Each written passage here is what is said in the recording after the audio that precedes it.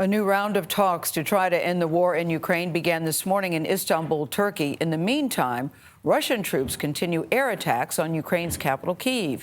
The mayor of a nearby town says it has been liberated by Ukrainian forces, but the U.S. cannot confirm that.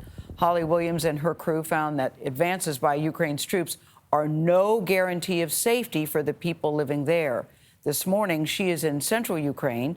That's about 100 miles west of the capital. Holly, can I just say I'm very worried about your safety, too. It's always good to see you this morning to bring us the stories. But I'm worried, too, about you. Good morning, Gayle. My crew and I were all fine. Ukraine says its priority at those talks this morning is a ceasefire. It wants to evacuate civilians from towns and cities that have been besieged by Russian forces. The towns of Irpin, just north of the capital Kyiv, and Trostyanets to the east have been recaptured from the Russians, according to the Ukrainian military. In many places, Russian ground forces are stalled and taking heavy losses.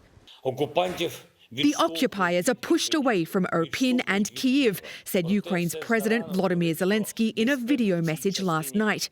But he also said it's too soon to talk about safety.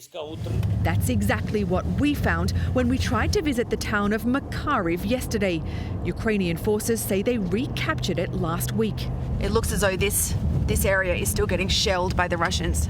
But as we approached its outskirts with a convoy of Ukrainian troops, they told us to get out and take cover because the Russians were watching from the sky. So the Ukrainians are saying that there is a drone overhead and they want us to spread out to be less of a target. Back to the cars. Back to the cars. We turned back, travelling at high speed. The Ukrainians now saying 4 Russian drones were overhead. But then they ordered us out again. Get out of the cars. And into the forest to take cover. We're hearing shelling. There's one just now. Many of Makariv's residents were evacuated earlier this month. Everything was shaking like this, said one woman. The planes were flying so low we thought they'd shoot our house. But not everyone made it to safety. This security camera video reportedly shows an elderly couple killed by Russian artillery. To the cars. Cars, let's go. We eventually left Makariv. But if this is what liberation looks like, We go full speed, do you copy? Ukraine's fight for freedom may be long and dangerous.